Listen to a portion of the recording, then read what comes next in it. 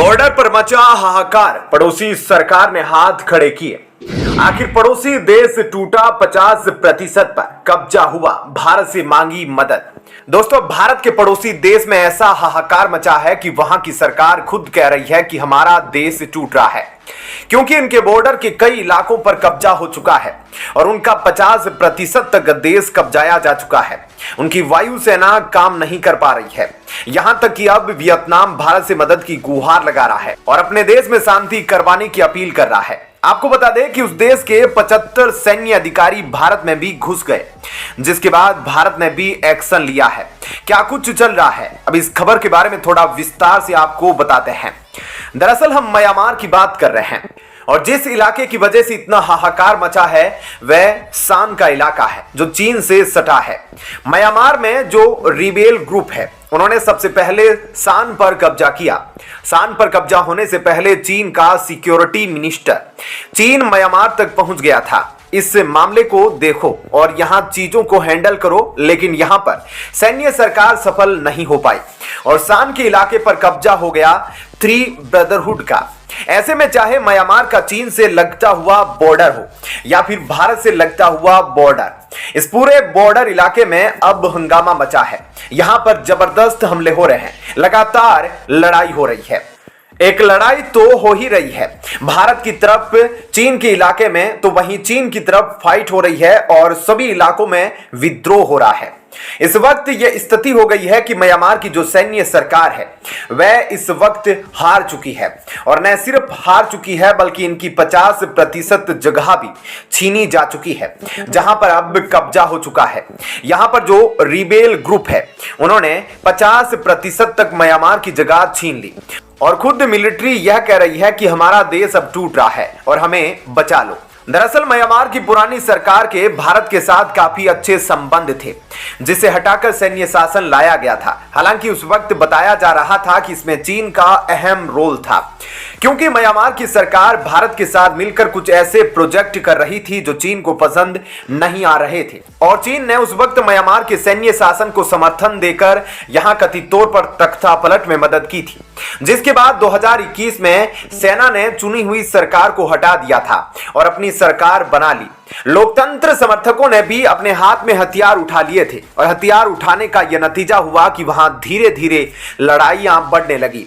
Myanmar की सैन्य सरकार के साथ अजीब खेल हुआ, जिससे दुनिया को सीख लेनी चाहिए। आपको बता दें कि म्यांमार ने चीन के साथ काफी सारी डील्स की थी, यही सैन्य सरकार की सबसे बड़ी कमजोरी मानी जा रही है। ऐसे में अब म्यांमार के आर्मी प्रमुख का कहना है कि यह देश अब टूटेगा। यहां बमबारी से डर के लोग यहां से भागने लगे हैं।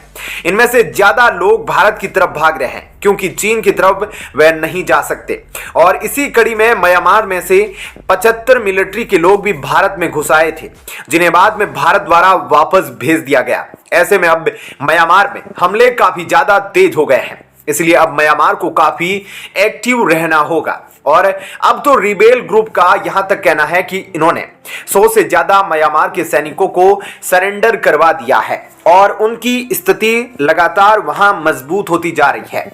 ऐसे में अब म्यांमार के एक बड़े लीडर ने भारत से कहा कि भारत अब तुम बीच में आओ, क्योंकि बुद्ध के क्या नियम है वह तुमसे बेहतर और कोई नहीं जानता।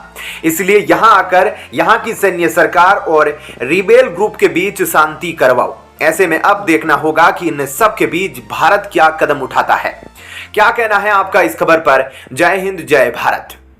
पाकिस्तान से जुड़ी शॉकिंग सीक्रेट डील आई सामने, पाकिस्तान भेज रहा है इजराइल को हथियार।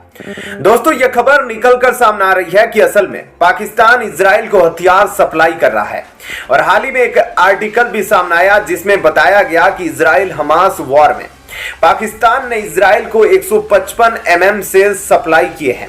ऐसे में जो रिपोर्ट सामने आई है वह काफी शॉकिंग है, क्योंकि उसके मुताबिक एक सीक्रेट डील हो रखी है इजराइल और पाकिस्तान के बीच में और यह खबर इंडिया की तरफ से नहीं आ रही बल्कि पाकिस्तान की तरफ से यह न्यूज सामने आ रही है और उसमें बताया जा रहा है कि पाकिस्तान से इजराइल की तरफ कई सारी फ्लाइट जा रही है। इन फ्लाइट्स को मॉनिटर किया गया और फिर यह भी देखा गया कि इजराइल में 155 mm की शॉर्टेज थी और अचानक से वह शॉर्टेज पूरी हो गई। ऐसे में डीप रिसर्च करने के बाद यह निष्कर्ष निकल कर आया है कि सच में पाकिस्तान ही इजराइल को लेकर हथियार सप्लाई कर रहा है। अब आप सोच रहे होंगे कि 155 mm क्या है, तो आपको बता दें कि 155 mm सेल्स का इस्तेमाल आर्टिलरी गन्स में किया जाता है और वैसे आर्टिलरी गन्स अलग अलग साइज की आती है, लेकिन 155 mm अब दुनिया भर में आर्टिलरी गन्स का स्टैंडर्ड साइज बनता जा रहा है। फिर चाहे इजराइल हो, यूरोप हो, यूएस हो, नाटो हो, हर जगह 155 mm की आर्टिलरी के सेल्स इस्तेमाल किए जा रहे हैं।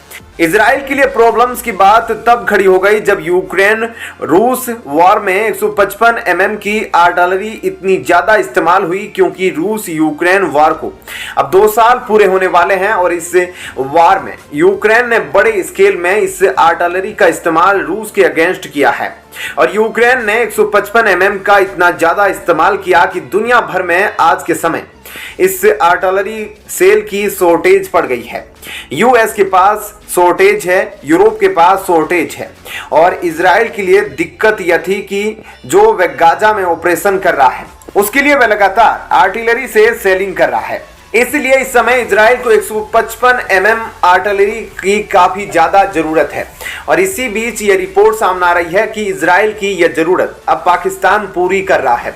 ऐसा भी कहा जा रहा है कि वेस्टर्न कंट्रीज ने पाकिस्तान को कहा कि जिस तरह से तुमने यूक्रेन को 155 mm के सेल्स सप्लाई किए हैं, तो वैसे ही पाकिस्तान से एक्सेप्ट किया जा रहा है कि वह इजराइल के लिए वही करे जो उसने यूक्रेन के लिए किया है।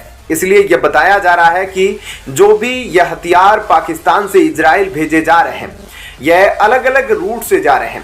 पहले ये पाकिस्तान से ओमान जा रहे हैं, फिर सऊदी अरब और फिर कुछ और कंट्रीज से घूम घाम कर ये इजराइल पहुंच रहे हैं। ऐसे में कुछ लोगों का तो यहां तक कहना है कि पाकिस्तान से जो ये फ्लाइट्स आ रही है वह इजराइल को हथियार सप्लाई करने के लिए आ रही है, जबकि कुछ लोगों का कहना है कि ये फ्लाइट्स अफगान रिफ्यूजीज को निकालने के लिए की जा रही है। लेकिन सबसे बड़ी जो रिपोर्ट सामने निकल कर आ रही है उसमें यही बताया जा रहा है कि असल में पाकिस्तान आर्मी द्वारा इजराइल को वेपन्स की सप्लाई की जा रही है। अगर वेस्टर्न कंट्रीज के दबाव या इन्फ्लुएंस में आकर पाकिस्तान सच में यह सब कुछ सप्लाई कर रहा है इजराइल को, तो यह भी कोई हैरान करने वाली बात नहीं होगी, क्योंकि जिस तरह से यूक्रेन की बारी है, पाकिस्तान सरकार ने ऑफिशियली तो इस बात से साफ इनकार कर दिया था कि हम कुछ भी यूक्रेन को सप्लाई नहीं कर रहे। वहीं से पाकिस्तान इस बार इजराइल के केस में भी कहने वाला है क्योंकि पाकिस्तान इजराइल को एक कंट्री के रूप में एक्सेप्ट नहीं करता, तो ऑफिशियली पाकिस्तान द्वारा इन सभी रिपोर्ट्स को रिजेक्ट कर दिया जाएगा।